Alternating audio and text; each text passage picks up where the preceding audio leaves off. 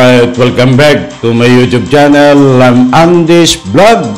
Ito, talagang ito ang matindi. Mga kaibigan, ang pag-amin, hindi na nakayanan. Malala na ang sitwasyon. Wala nang masuutan, wala nang matakbuhan. Kahit ang Panginoon Diyos ay kinakalaban na din nitong dating Presidente Digong. Subalit sa kabila po ng lahat, datapwat, ay inamin na ng dating Presidente Digong ang nagawa niyang kasalanan dito ho sa tinatawag na drug war. Nako po, madugong drug war. Nako, ay aamin ka din pala. Ba't paligoy-ligoy ka pa? Mahirap kalaban ng konsensya eh. Di ba? Kaya't mayroong pagkakataon ho ito. Hindi po ito fake news. Ipapakita ko po sa inyo ang resibo. Huwag po kayong aalis. Hindi po ito fake news sapagkat diretsahin hong inamin ng dating Presidente Digong. Siguro, dala ng kanyang konsensya na dito ho, ang tanging kasalanan niya lang ay talagang ang tanging kasalanan niya lang according dito sa dating Presidente Digong ay itong madugong drug war, EJK killings. Hindi ako may sabi niyan. Yan po ay ang pag-amin nitong si Digong. Sabi ko na sa inyo eh. Naniniwala po ba kayo, mga kaibigan, dito sa pag-amin na dating Presidente Digong na ang tanging kasalanan niya lang sa Republika ng Pilipinas ay itong EJK killings? Hindi ba kasalanan din niya itong ika nga po ay mga pera, bilyones na nawawala? Dahil tinatanggi niya ho eh. Wala siyang kasalanan, may piso, hindi siya kumuha. Ibig sabihin, hindi siya involved dito sa korupsyon. Inuulit ko, ang sabi niya, ang tanging kasalanan ko lang ay ang EJK killings. Iyan po ang diretsahan na pahayag nitong si Digong. Nako po, may kasabihan nga na pagkahaba-haba ng prosesyon ay sa simbahan din ang tuloy. Ganyan po ang nangyari dito kay dating Presidente Digong. Utay-utay na hong kinakalaban siya ng konsensya. Kaya't mayroon pong pag-amin. Mahirap talagang kalaban ng konsensya eh. Kung magugunitan nyo ng isang kahapon, ang topic natin ay kinakausap niya ang Diyos. Nasabi sa Panginoon Diyos, dinamay pa ang Panginoon Diyos, na hindi mo kaya sugpuin ang drug war. Ako lang at tanging kamay ko ang makakasugpo. Ay talagang pinangunahan pa ang mahal nating Panginoon Diyos. Yan ba ang galawan ng normal na tao? Pangunahan ang anumang galawan ng ating Panginoon Diyos? Ay sa akin ay abnormal yan. Baka ito ang tunay na bangag ho, mga kaibigan, at ang kanyang mga tagasunod ang tunay na bangag, lalong-lalo na ho itong nagpakalat ng piki na pulburong video ng ating kasalukuyang Pangulong Bongbong Marcos. Okay, alright. Ito mga kaibigan, ipapakita ko po sa inyo itong resibo natin na nagpapatunay na itong dating Presidente Digong ay umamino dito sa kanyang nagawang kasalanan. Lumalabas so dito, inaamin niya na mayroon nga siyang pinapaslang di umano ayon sa kanyang pag-amin. Dahil inaamin niya ho dito ang kanyang kasalanan sa extrajudicial killings. Ito po. Nandiyan po sa screen. Konting paunawa lang po, disclaimer lang. Ito pong ipapakita ko sa inyo na artikulo. Ito po ay importanteng mahalaga na malaman po natin. At gusto ko rin pong ipaalam po sa inyo, disclaimer lang, ito po ang pag-amin na ito ay noong kapanahonan pa po na siya ay nanunungkulan bilang presidente ng Republika ng Pilipinas. Mas mabuti po ako ay nagsasabi ng totoo na hindi po ito bago, old po ito, noong siya ay kapanahong nanunungkulan pa. Ay bakit po natin natalakay? Maitanong nyo, bakit nasasabihan natin? Ito po ay isa rin sa mga ebidensya na binitawan ng dating presidente Digong. Pasensya na, ako'y namamalat. Very sorry. Na naging ebidensya din ho ng ICC. Ayon po sa nakuha nating impormasyon. Ay papaliwanag ko po maya-maya, mga kaibigan. Babasahin ko po. Ito ho. Ano ang kasalanan ko? Nagnakaw ba ako diyan ni piso? Mga kaibigan, maliwanag po. Tinatanggi niya na wala siyang kasalanan. Dito sa una kong nabanggit. Ano ang kasalanan ko? Nagnakaw ba ako diyan ni piso?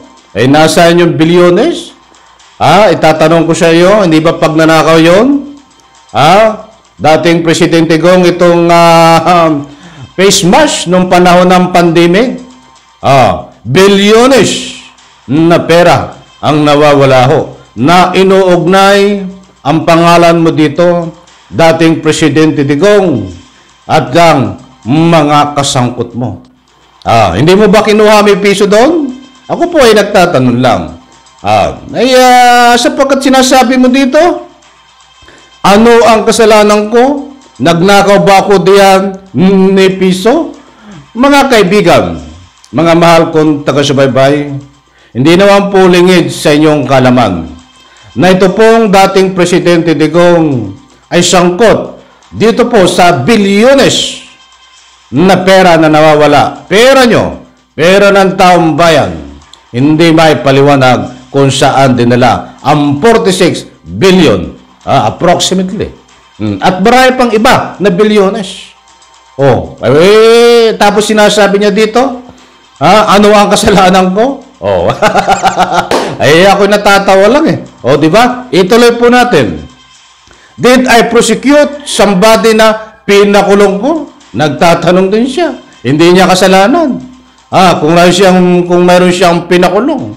Mga kaibigan. Laila de Lima, hindi mo ba kasalanan, dating Presidente Digong, itong mga pinakulong mo, hindi lang si Laila de Lima. Dumako tayo doon sa mga inosente. May mga pinakulong mo ito, tinaniman ng mga ebidensya. At yung iba ho, ay pinaslang. Mga kaibigan, hindi ba kasalanan mo yon? Kasi ang sabi mo, wala kang kasalanan doon.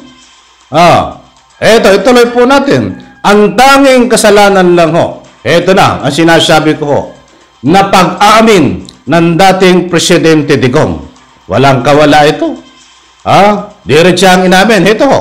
Bigyan po natin ng kaunting komentaryo at paglilinaw dito. Ang kasalanan ko lang, yung extrajudicial killings. Rodrigo Duterte, President of the Philippines. Muli ko pong inuulit para hindi kayo mabiktima ng fake news. Ito pong artikulong ito ay buhat sa Google. Ito po ay may pinamagatan Duterte Diaries. Ano ang kasalanan? Hindi po ito bago, old na po itong artikulo. Importanteng mahalaga, uulitin kong muli, na malaman po natin ito dahil hanggang ngayon ho, ay bumaliktad ang pangyayari. Hindi niya po inaamin na may kasalanan siya dito sa extrajudicial killings na napakarami pong libo-libong buhay ang pinaslang ho sa utos po at nagtatago sa salitang tukhang. Mga kaibigan, kaya kahit po ito ay old na artikulo na ito, noong panahon pa na siya ay presidente, ay importanteng mahalaga po na malaman nyo. Dahil dito ho, ay isa, dito po natin malalaman na talagang isang way Isang paraan kung paano magsinungaling ho, kung paano magpalusot, kung paano paikutin ang taong bayan nitong dating Presidente Digong. And relation, bakit ko po nasabi? Mantakin mo, nandiyan no on the record yan, nandiyan sa screen. Hindi ko po sariling kuro-kuro. Yan po ay galing dito sa ikangay files niya na may pinamagatan Duterte Diaries. Uulitin ko ang pag-amin niya. Ang kasalanan ko lang yung extrajudicial killings. Ang pag-amin niya po. Noon siya ay presidente pa. But hanggang ngayon no, tinwist niya binaliktad. Wala siyang kasalanan. At kung sino-sino na ang tinuturo. Maliwanag po mga kaibigan. Hindi po tayo nagpapakalat ng anumang pictures.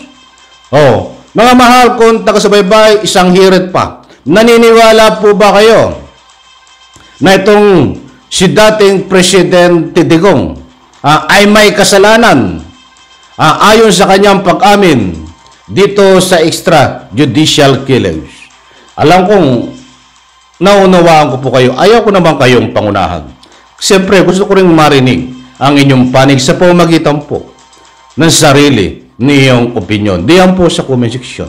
Huwag niyo pong kalimutan. So, maliwanag po mga kaibigan, ang pag-amin niya po dito.